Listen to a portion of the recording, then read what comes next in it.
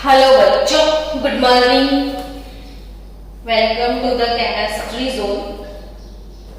आज states of matter chapter में और भी खास पढ़ाई करनी है। बहुत ही अच्छे से टॉपिक के साथ आगे बढ़ेंगे हम सुबह सुबह। कल हमने एक चीज पढ़ाई थी आपको कि इंटर मॉलिक्यूलर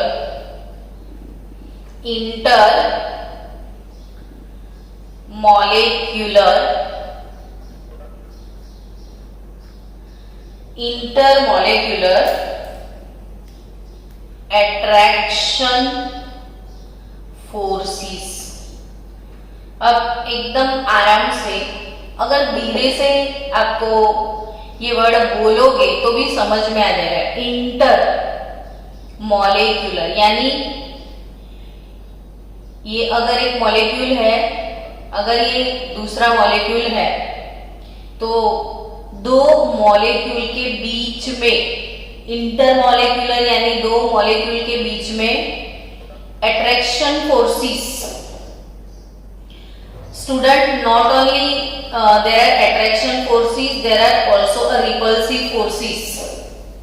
और दो मॉलिक्यूल के बीच का जो डिस्टेंस है, दो मॉलिक्यूल के बीच का जो डिस्टेंस है वो डिपेंड करता है अट्रैक्शन और रिपल्सिव फोर्सेस के बीच में। कल ये चीज हमने पढ़ ली थी कि दो मॉलिक्यूल के बीच में अट्रैक्शन फोर्स होते हैं, वैसे ही रिपल्सिव फोर्सेस भी होते हैं।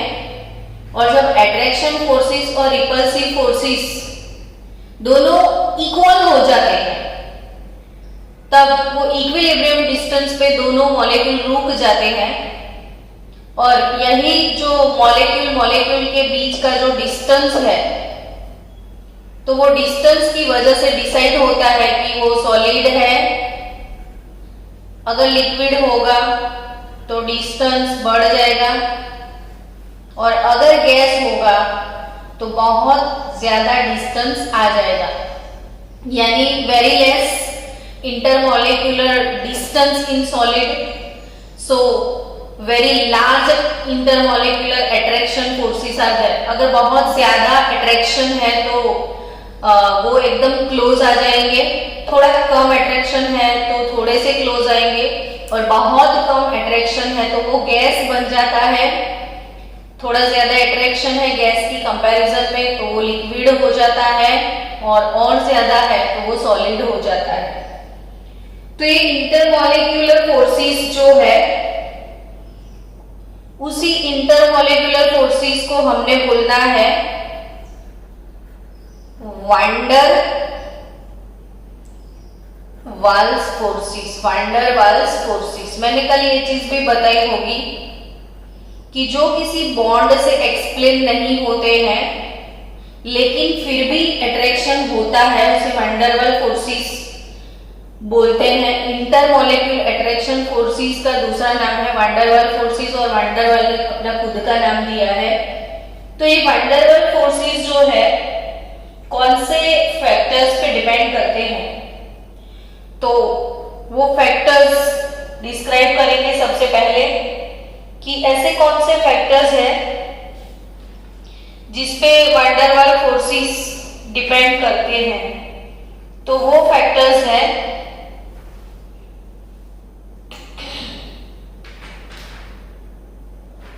wait for 1 minute।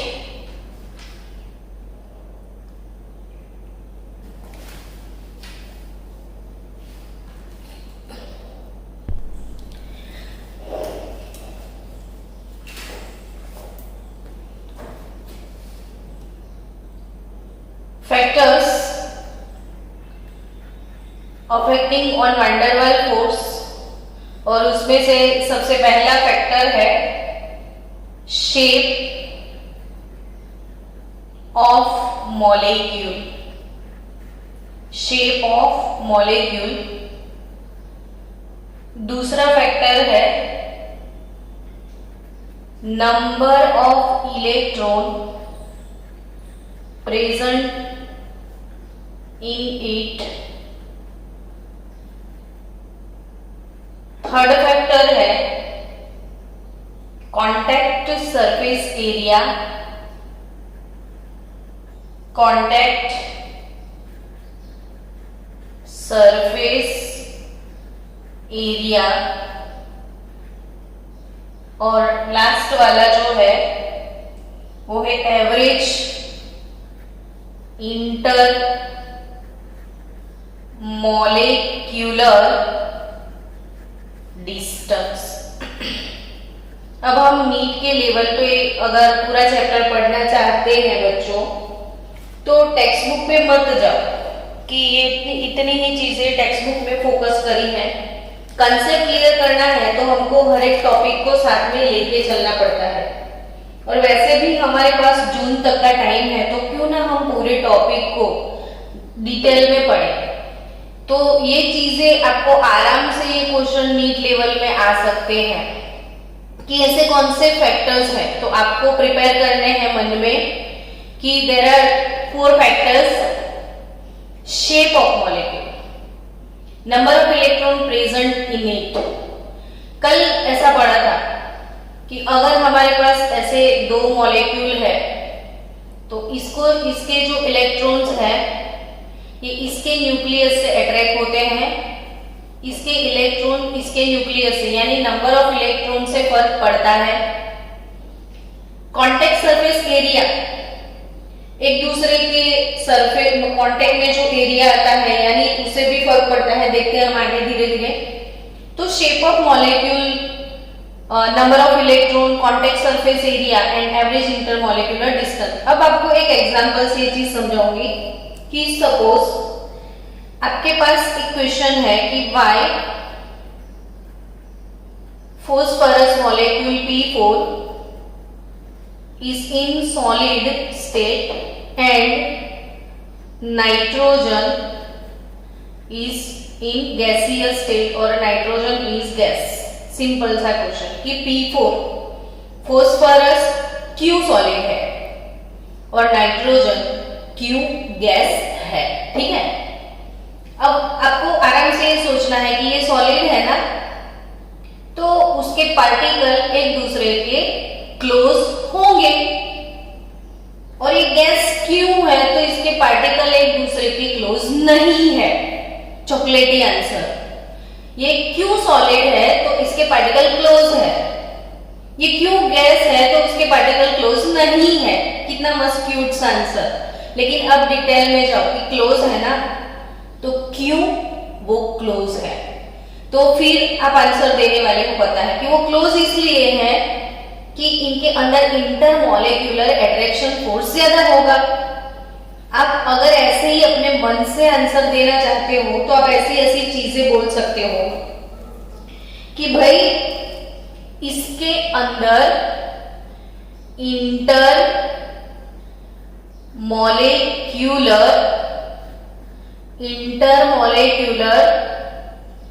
attraction forces are very large in phosphorus and less in nitrogen। ठीक है।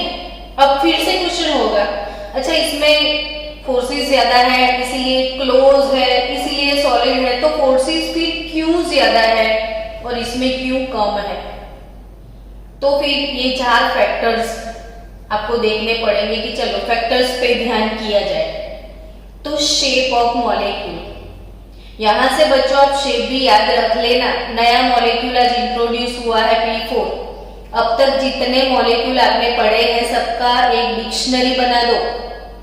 सारे मॉलिक्यूल जैसे लिखो, पहला मॉलिक्यूल H2O तो उसका शेप बना दो, हाइब्रिडाइजेशन लिख दो, बॉन्ड एंगल लिख दो।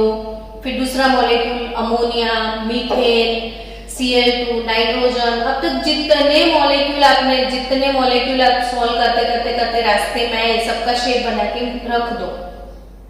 वैसे आज नया मॉलिक्यूल है P4, फोस्फरस।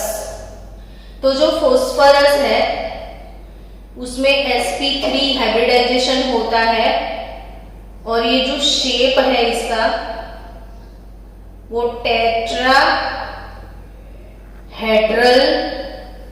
शेप है। P4 मॉलिक्यूल का शेप कौन सा है? टेट्राहेड्रल।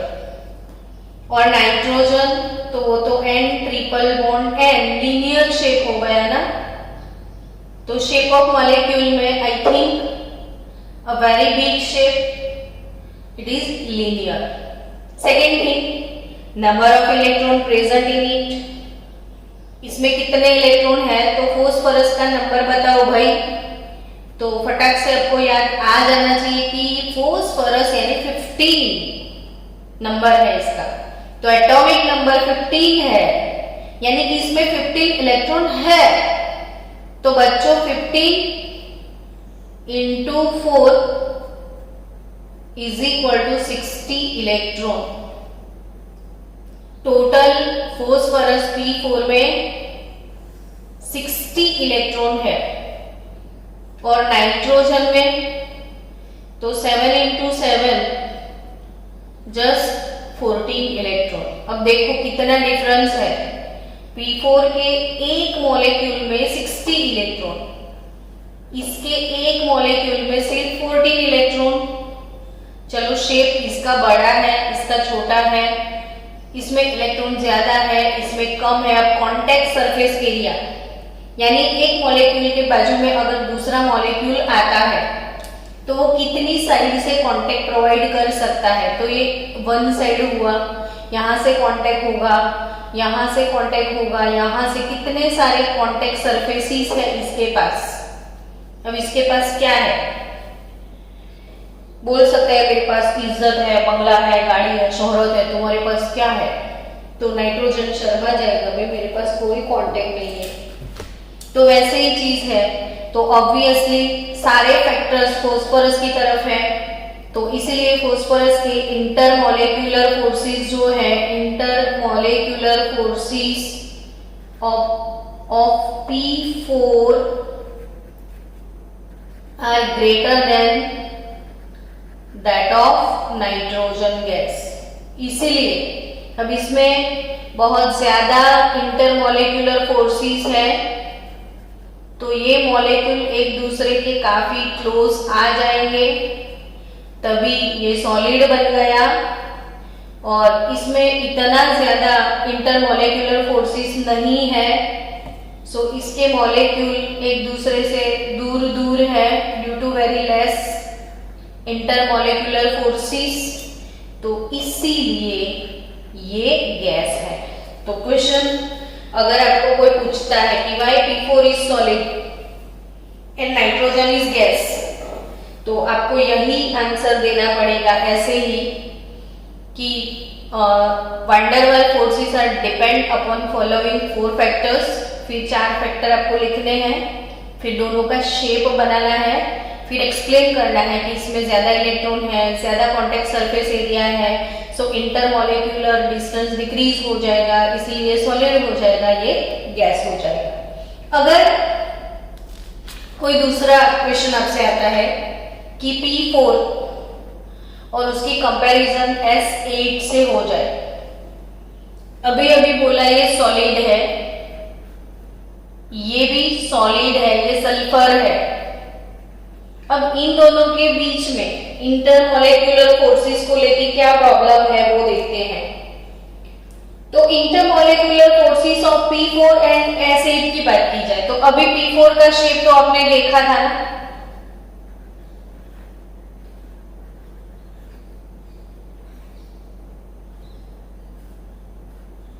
ये टेट्राहेड्रल शेप। लेकिन ये वाला जो है सल्फर, रोम्बिक सल्फर, इसका शेप ऐसा है। ये टोटल 8 सल्फर जो है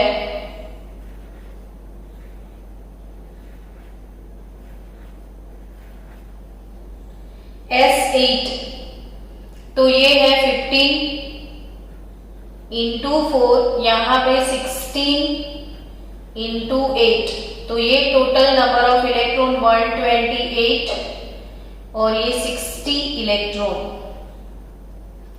तो P4 सॉलिड, S8 भी सॉलिड, तो दोनों में इंटरमॉलिक्यूलर फोर्सेस सेम होंगे? नहीं। अब क्यों नहीं होंगे, आप आंसर दे सकते हो आई थिंक कि यहां पे नंबर ऑफ इलेक्ट्रॉन 60 है यहाँ पे नंबर ऑफ 128 है। कॉन्टेक्ट सरफेस एरिया की बात करें तो इसके पास कॉन्टेक्ट सरफेस एरिया बहुत ज्यादा है। अब ये वाला शेप कौन सा है मैं बताऊं। जो बैंगल होता है जिगजैग पैटर्न में, ऐसे जिगजैग बैंगल, यानी मिस इंडिया का अगर क्राउन देखा जाए तो वो नहीं जिगजैग पैटर्न वाला क्राउन जैसे सर पे डालते हैं वैसा है। अब अपने गर्ल्स को पता होगा कि जिगजैग वाले बैंगल्स आते हैं ना, तो अगर इसके ऊपर दूसरी बैंगल रखेंगे ना तो ये जिगजैग पैटर्न में पूरा फंस जाएगा। यानी पूरे जिगजैग पैटर्न की 12 बैंगल्स है तो वो एक दूसरे के इतने अंदर शेप के अंदर घुस जाएंगे कि वो काफी टाइटली क्लोज होते हैं। तो इसीलिए इसमें कॉन्टेक्ट सरफेस एरिया ज्यादा है, नंबर ऑफ इलेक्ट्रॉन ज्यादा है, तो इंटरमॉलिक्यूलर फोर्सेस सल्फर के ज्यादा है। अब फर्क क्या पड़ता है तो कि चलो इसके मॉलिक्यूल सपोज इतने क्लोज है, ये सॉलिड है, लेकिन अगर सल्फर के देखे जाए तो वो इससे भी क्लोज हो सकते हैं। यानी भले दोनों सॉलिड है तो भी टाइटली पैक्ड सल्फर होगा। आप देख सकते हो कि ये लेस टाइट है, ये ज्यादा टाइट है। तो अगर ये काफी टाइट है तो यहां पे क्वेश्चन आ सकता है कि why S8 is more stable, why S8 is more stable than P4। ये क्वेश्चन यहां पे आ सकता है कि सल्फर S8 P4 से ज्यादा स्टेबल क्यों है। ठीक है, और ये बहुत ज्यादा स्टेबल है। अगर मुझे इसको मेल्ट करना है और लिक्विड बनाना है और इसको भी मेल्ट करके लिक्विड बनाने का है तो ये जल्दी मेल्ट हो जाएगा, क्योंकि इसके अट्रैक्शन कम है तो वो जल्दी ब्रेक हो जाएंगे, और इसमें अट्रैक्शन ज्यादा है तो ये जल्दी ब्रेक नहीं होगा, उसको ज्यादा गर्म करना पड़ेगा। यानी यही क्वेश्चन ऐसे आ सकता है कि why melting point of S8 is greater then P4।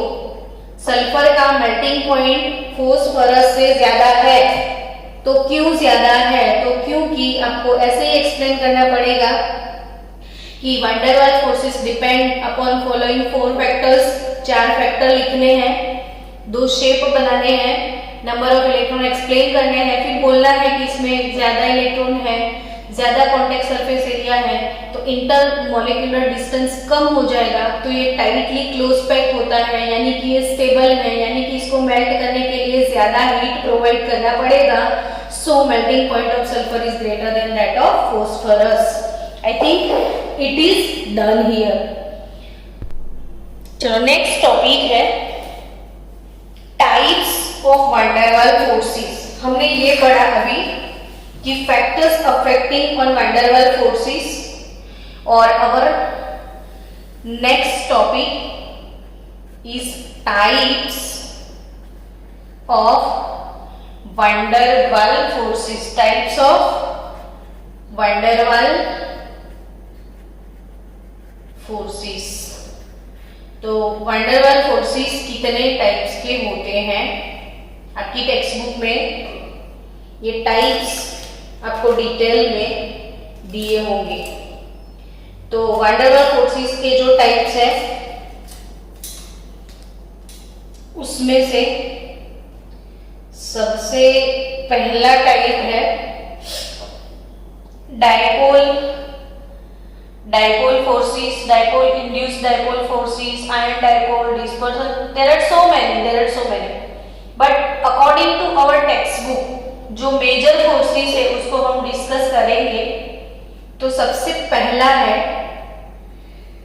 Dipole. सबसे पहला फोर्स कौन सा है, dipole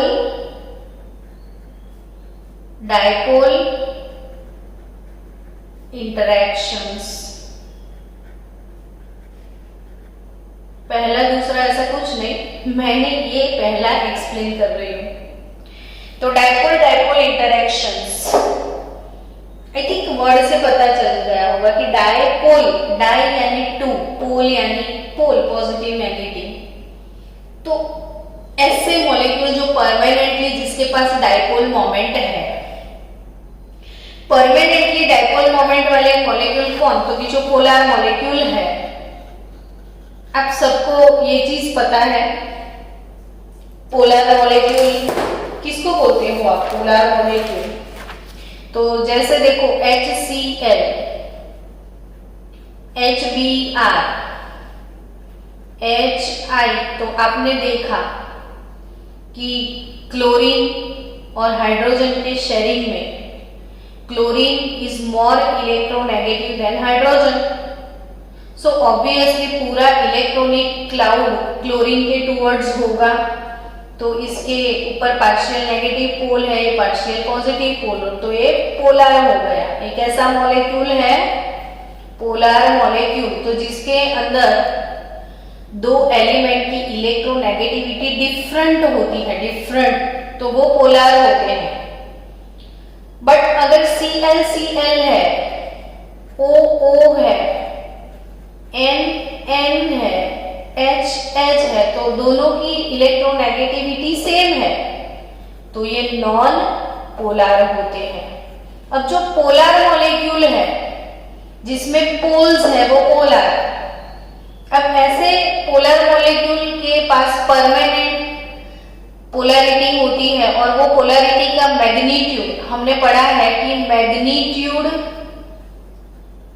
of bond polarity, magnitude of bond polarity is nothing but dipole moment. Dipole moment वाले लेक्चर 2, 3, 4, 10 देखना, और वो डायपोल मोमेंट को म्यू बोलते हैं हम, और उसका यूनिट था डी बाय।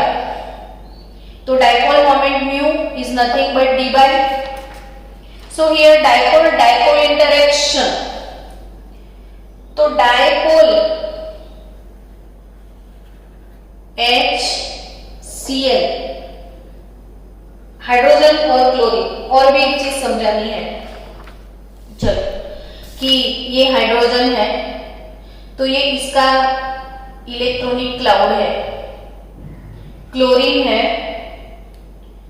तो ये इसका इलेक्ट्रॉनिक क्लाउड है, यहां पे शेयरिंग हुआ है।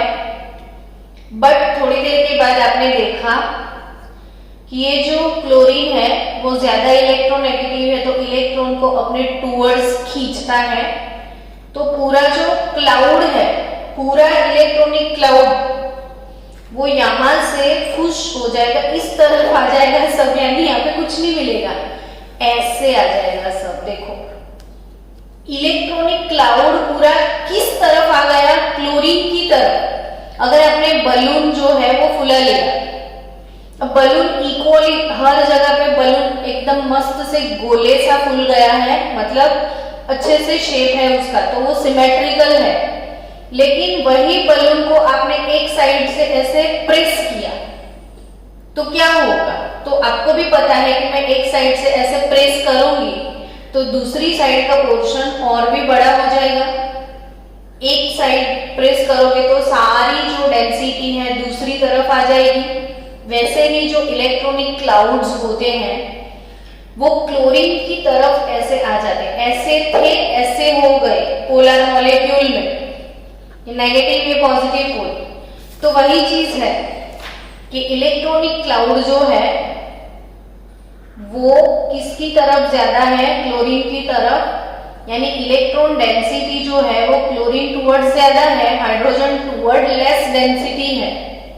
और लेस डेंसिटी है तो ये पार्शियल पॉजिटिव पार्शियल नेगेटिव। अब आप पूछोगे पार्शियल पार्शियल क्या मैडम, तो देखो बच्चों, अगर NaCl है, NaCl, तो हम Na के ऊपर पार्शियल पॉजिटिव नहीं लिखते। क्यों? कि Na जो है अपना इलेक्ट्रॉन पूरा का पूरा Cl को गिफ्ट कर देता है, और ये पूरा का पूरा लॉस कर देता है। लॉस करने के बाद ये भूल जाता है कि तेरा मुझसे पहले जैसा कोई नाता है नहीं, और ये गेन कर लेता है। जैसे इसकी बेटी ने इसके घर शादी की, ये इसका मायका है, इसका ससुराल है, मायके को कंप्लीटली क्विट करके ससुराल जाना पड़ता है। यानी इसने पूरा एक इलेक्ट्रॉन लूज कर दिया, इसने पूरा गेन कर लिया। तो अब एक इलेक्ट्रॉन के ऊपर चार्ज कितना होता है? तो 1.6022 इंटू 10⁻⁻19 कूलम के जितना होता है। एक इलेक्ट्रॉन पे इतना चार्ज होता है। तो क्योंकि इसने एक इलेक्ट्रॉन लूज किया तो इसने पूरा इतना चार्ज गेन कर लिया, इसने पूरा इतना चार्ज यूज कर लिया। लेकिन यहां पे क्या है, शेयरिंग तो की है, शेयरिंग की है, बट शेयरिंग करने के बाद इसने अपने टूवर्ड सारा चीजों को खींच लिया है और कुछ नहीं किया है। तो ऐसा नहीं है कि ये पार्टनर नहीं है, पार्टनर तो है, लेकिन उसको लॉस हुआ है थोड़ा बहुत ना, ये पार्टनर थोड़ा दगेबाज है, सिर्फ इतनी ही चीज है।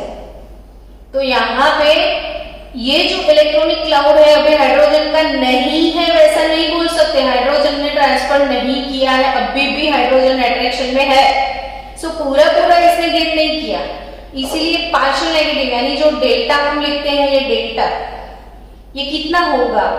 तो it is less than 1.6022 into 10⁻⁻19 coulomb के जितना ये होता है। तो what is dipole dipole interaction? अब डाइपोल समझ में आ गया। तो ये जो HCl का एक क्लाउड है, ये नेगेटिव पोल, ये पॉजिटिव पोल। ऑब्वियसली अगर आपने एक ग्लास में, HCl तो एक्चुअली गैस है ना, हाइड्रोजन क्लोराइड लिक्विड फेज में नहीं होता है, ये गैसियस स्टेट में होता है। लेकिन लेबोरेटरी में अगर कहीं आपने HCl का बॉटल देखा है तो it is highly soluble in water.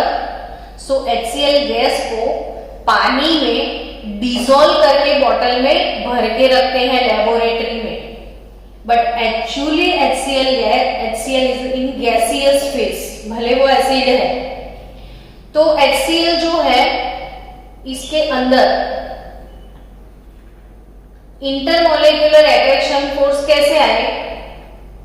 तो HCl, दूसरा HCl, इसमें कोई एक मॉलिक्यूल थोड़ा होगा, बहुत सारे मॉलिक्यूल होंगे ना। तो एक मॉलिक्यूल और दूसरे मॉलिक्यूल के बीच में कौन सा प्यार है, वो चीज मैं आपको बता रही हूं कि एक मॉलिक्यूल और दूसरे मॉलिक्यूल के बीच में जो अट्रैक्शन है वो कौन सा अट्रैक्शन है? तो कि इसका ये नेगेटिव पोल और इसका ये पॉजिटिव पोल। तो नेगेटिव और पॉजिटिव पोल के बीच में जो अट्रैक्शन होता है इसे बोलते हैं डायपोल इंटरेक्शन। ये भी पोलर, ये भी पोलर, तू भी पोलर, मैं भी पोलर, हम दोनों पोलर, और हम दोनों के पॉजिटिव नेगेटिव पोल के बीच में जो अट्रैक्शन होता है it is called dipole interaction. And that type of interaction is permanent force, क्योंकि ये हमेशा रहेगा, हमेशा से ये पोलर है तो हमेशा, तो इट्स अ परमानेंट फोर्स।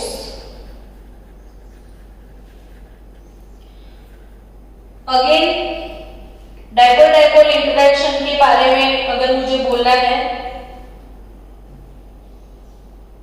तो डायपोल फोर्सेस जो है, that type of forces cut off on boiling. अगर आपने इसको बॉइल कर दिया तो बॉइल करने से ये फोर्सेस कम हो जाते हैं, बॉइल करने से ये फोर्सेस टूट जाते हैं। So dipole forces cut off on boiling and, but अगर ये भले कट ऑफ हो जाए बट ये कोवेलेंट बॉन्ड इन दोनों के बीच का ब्रेक नहीं होगा, बॉइल करने से ये बॉन्ड ब्रेक नहीं होगा, ये फोर्स टूट सकते हैं, but it is permanent forces.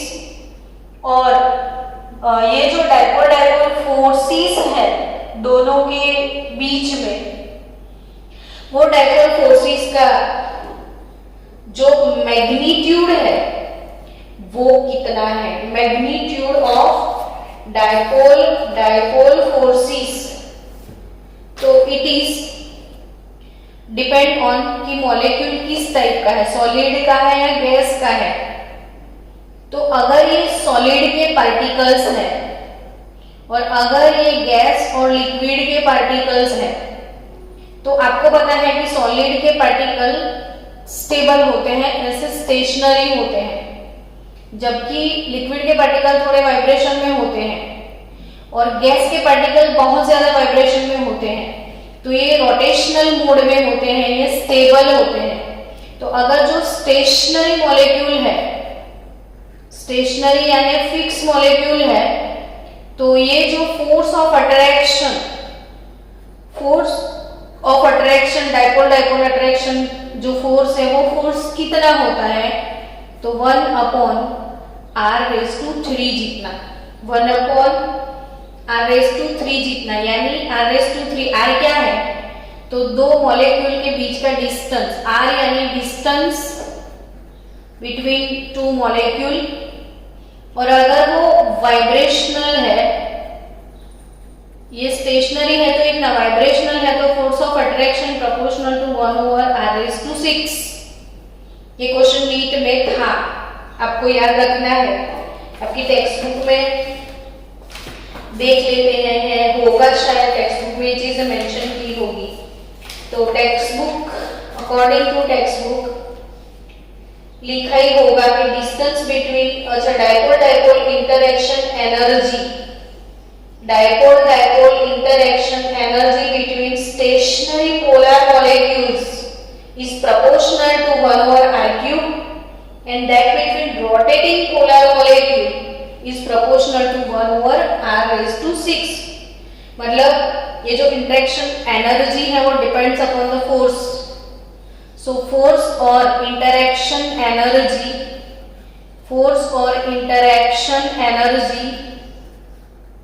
proportional to 1/r³ for stationary polar molecule, and for rotational और vibrational polar molecule यानी कि solid gaseous, liquid gaseous के जो molecule है, इसके लिए force of attraction proportional to 1/r⁶। So guys, I think it is clear for dipole-dipole interaction now। आया ही होगा आपको समझ में dipole-dipole interaction। चलो नेक्स्ट इंटरेक्शन को समझते हैं, और वो है लंडन फोर्सेस। दूसरा इंटरेक्शन जो है आपकी बुक में, मैंने जो सेकेंड वाला है वो पहले पढ़ाया है ताकि आपको वो फर्स्ट वाला अच्छे से समझ में आए। और फर्स्ट वाला है डिस्पर्शन फोर्सेस,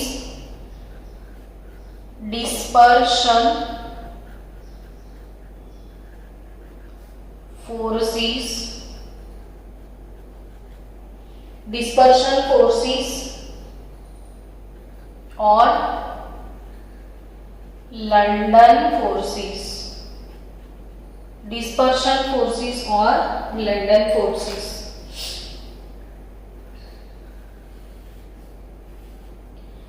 तो ऐसा लंदन फोर्सेस ऐसे क्यों नाम दिया? इंडियन फोर्सेस नहीं बोला, पेरिस फोर्सेस नहीं बोला, लंदन फोर्सेस बोला है ना। लंदन में कुछ होगा इसका तो नहीं, वैसा कुछ भी नहीं है। ये जो फोर्स है वो प्रपोज किया था फ्रिट्ज लंदन ने। Fritz London was first to explain this type of forces.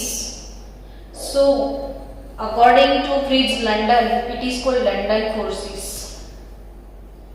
अगर ये फोर्सेस निसर्ग ने एक्सप्लेन किए होते तो नाम हो जाता निसर्ग फोर्सेस, और देव मक्खी ने एक्सप्लेन किए होते ना तो इसका नाम मक्खी फोर्सेस होता है ना, मक्खी। चलो, डिस्पर्शन फोर्सेस और लंदन फोर्सेस। तो डिस्पर्शन फोर्सेस क्या है भाई, तब तक देख तो लेते हैं कि मीटिंग चालू है। ओके, ठीक है।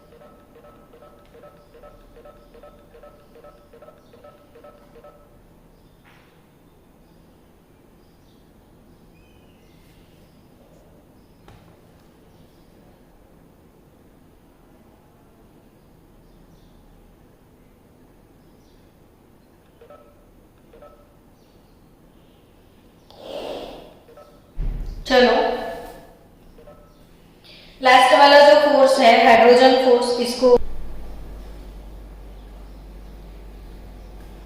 चलो बच्चों, lastly it is hydrogen bond. तो hydrogen bond it is nothing but special case of dipole dipole attraction. Hydrogen bond कौन सी टाइप में आता है? तो it is a special case of dipole dipole attraction. और हाइड्रोजन बॉन्ड जो कि मैंने पढ़ाया था कि ये जो वाटर का मॉलिक्यूल है और ये वाटर का दूसरा मॉलिक्यूल है, इसमें पार्शियली पॉजिटिव चार्ज हाइड्रोजन और लोन पेयर ऑफ ऑक्सीजन, इन दोनों के बीच में जो अट्रैक्शन पैदा होता है, देखो पार्शियल पॉजिटिव हाइड्रोजन और lone pair of fluorine oxygen nitrogen.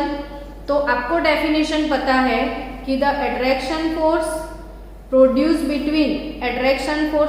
Between positively charge hydrogen and lone pair of electronegative element is called hydrogen bond. और आप देखो कि HF, OH, NH ये तीनों पोलर बॉन्ड है, तीनों में फ्लोरीन ऑक्सीजन और नाइट्रोजन के पास लोन पेयर है, और ये वाला जो लोन पेयर है इसके साथ हाइड्रोजन का अट्रैक्शन होता है, तो वही हाइड्रोजन बॉन्ड है। और इसमें सबसे ज्यादा इलेक्ट्रोनेगेटिव फ्लोरीन है, इसीलिए ये वाला बॉन्ड सबसे ज्यादा स्ट्रॉन्ग हाइड्रोजन बॉन्ड HF में होगा। अगर क्वेश्चन आया कि तीनों में से स्ट्रॉन्गेस्ट हाइड्रोजन बॉन्ड किस में है, तो जो सबसे ज्यादा पोलर होता है, सबसे ज्यादा पोलर वो होता है जिसका इलेक्ट्रोनेगेटिविटी ज्यादा होता है। सो बच्चों, HF वाला बॉन्ड इन दोनों की कंपैरिजन में काफी स्ट्रॉन्ग है। HF के बाद OH वाला बॉन्ड और उसके बाद NH वाला बॉन्ड। और ड्यू टू दैट मैंने आपको एक्सप्लेन किया था कि ग्रुप नंबर 15, 16, 17 की अगर बात की जाए तो 15 के फर्स्ट मेंबर NH3, 16 का H2O, 17 का HF, 15 का सेकेंड मेंबर PH3। तो ये जो सेकेंड मेंबर है तीनों गैस है, ये तीनों लिक्विड है। क्यों भाई? तो इन तीनों में हाइड्रोजन बॉन्ड है, इन तीनों में हाइड्रोजन बॉन्ड नहीं है।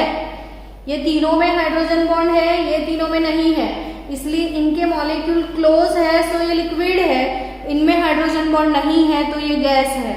और हाइड्रोजन बॉन्ड काफी वीक होता है, इजीली ब्रेक हो जाता है, और इसका डायमेंशन है 10 to 100 किलो जूल पर मोल। यानी कि ऐसा नहीं है कि हर एक का सेम हो, लेकिन ये स्ट्रॉन्ग है तो उसको ज्यादा एनर्जी चाहिए तोड़ने के लिए, और ये वीक होगा तो इसको कम एनर्जी चाहिए। यानी कि जितने भी हाइड्रोजन बॉन्ड है, जितने भी मॉलिक्यूल में, सबके एनर्जी के हिसाब से उनका जो जोन है वो 10 to 100 में आता है। यानी कि हाइड्रोजन बॉन्ड की जो बॉन्ड एंथैल्पी है वो 10 to 100 किलो जूल पर मोल के बीच में होती है। इसको MCQ में पूछते हैं, आप याद रखना। सो फाइनली हमारे जितने भी टॉपिक, मतलब आज वंडरवाल फोर्सेस कितने टाइप के हैं, तो मैक्सिमम टॉपिक हमने एक्सप्लेन किए हैं आज। कौन सा? तो dipole dipole, dipole induced dipole, London forces और लास्ट वाला हाइड्रोजन फोर्सेस। तो कल मिलते हैं थर्मल एनर्जी के साथ।